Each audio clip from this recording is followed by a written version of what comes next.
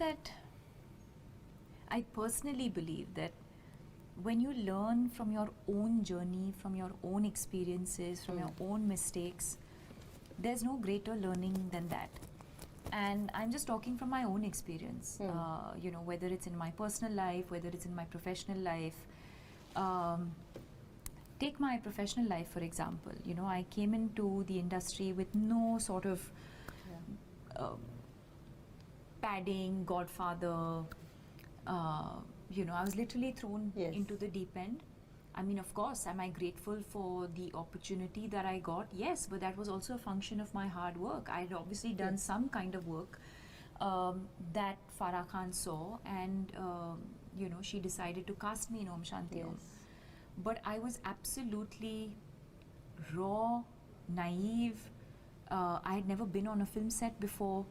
So, and I always thought that that's just the way it's going to be. I'll always be well presented, taken care of.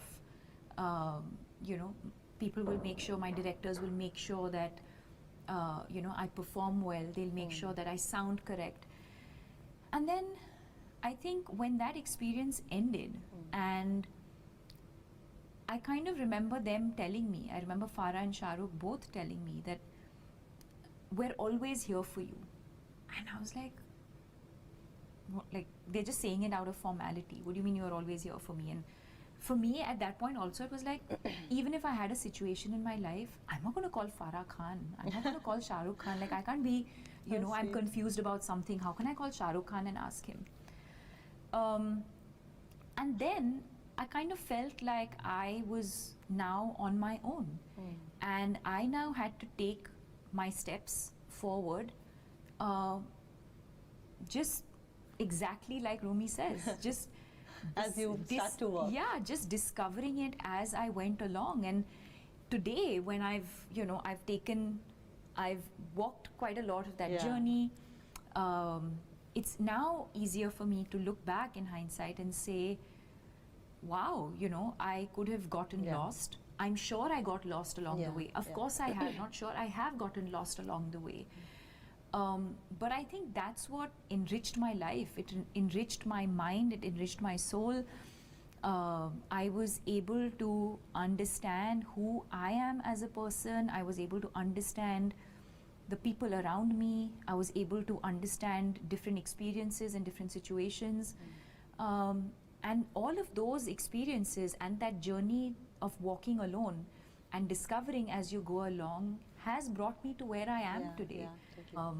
I'm extremely uncomfortable with dishonesty. I'm extremely uncomfortable with filters.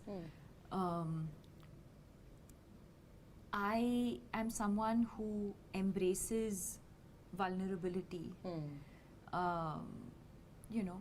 and I'm also someone who's willing to accept my mistakes.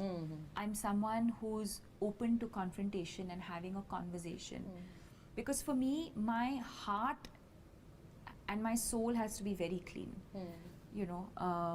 It's not like I'm only doing right things all the time. I'm sure I make mistakes. I'm sure, I faltered along the way.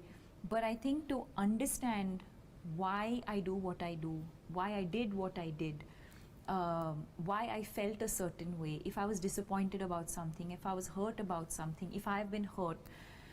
I think where I am in my life today is not to just sort of push it away or question it. I think where I am in my life today is to acknowledge it and to embrace it. And the only way I know today, whether it is in my craft or outside of that, is to be honest. So I guess that's probably why the performances or the crying or any other expression or emotion probably touches you, because it's but not. Do you it's feel in a from an scene? honest place. In Gehraiyaan, while I was watching, maybe I'm a little more perceptive. I'm very emotional, Deepika, and I could see that you didn't have to use glycerin in that, because I see your emotions swell up from inside. Was that happening for real, or am I? No, of course. Of course. And that's what I say. I mean, even as an actor, my endeavor always is to try and be as honest as possible, and the camera picks up everything. Camera picks up. So yeah, I think all I'm just trying to do is just to be extremely truthful and honest in that moment. And yes, there will be days when, you know, where it will happen, but there could be days where you don't. Where you don't. True, You true. know, and but that's the exciting part of being an actor. True. For the second part of your question, why be imprisoned when you can? Have you felt like you were in a prison? Of course. Yeah. Of course, again, at so many levels, you know, whether it was me battling mental illness, whether it was me struggling with my identity when I spoke about that, you know, when that period when I felt lost and I was struggling with who am I and who is it that I want to be. All of these things make you, you know, it's so true to the quote that you just read out. But what I also realized, and more so through the journey of this film, is that people also don't voluntarily choose, or at least most people don't voluntarily choose to be imprisoned. A lot of times you're imprisoned because You're conditioned to be in prison. because either you're conditioned to be imprisoned, or your circumstances force you to be imprisoned, or you don't have the strength or the courage to step outside of that prison. So I think there are so many factors that lead you to do what you do or not do. Not to, yeah. So yeah, I guess that's one of my biggest learnings. To not be in prison and seek for help. Yes, that too. I mean, that would be my advice. Yeah. Again, I don't think, you know, I can't be telling people don't be imprisoned. But what I can do is say I was imprisoned in my own mind, and I've had this beautiful experience of coming out, and it's so liberating. It is. And my life has only gotten better from there. And the only thing you can do is be empathetic and also be authentic and honest in your journey, and hope that people will pick up from that. So I think in the initial years of my career, it was really about wanting everything, wanting to do everything, saying yes to everything, saying yes to every opportunity, every brand, every film. And then you come to a stage in your life where actually you're actually filtering, and you're saying, I feel like this is going to better my life, these people are going to better my life, I'm going to enrich their lives.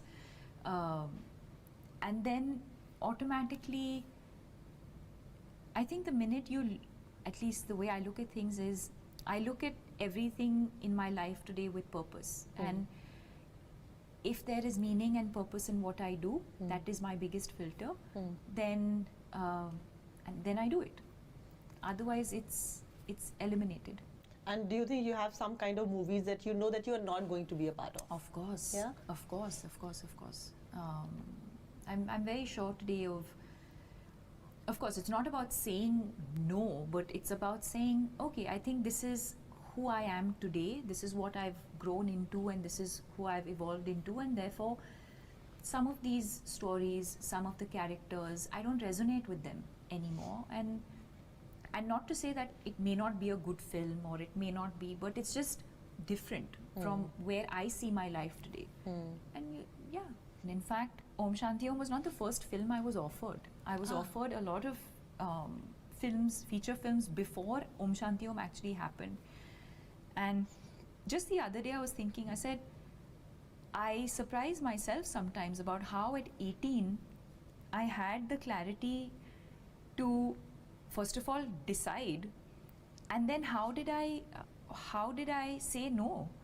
They were from big, and they continue to be Really? big superstars, and huge production houses, well-known directors.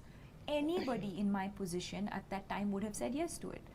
I don't know what I was thinking, but I remember thinking to myself at that time, more than anything else, and I think it comes back to just being honest.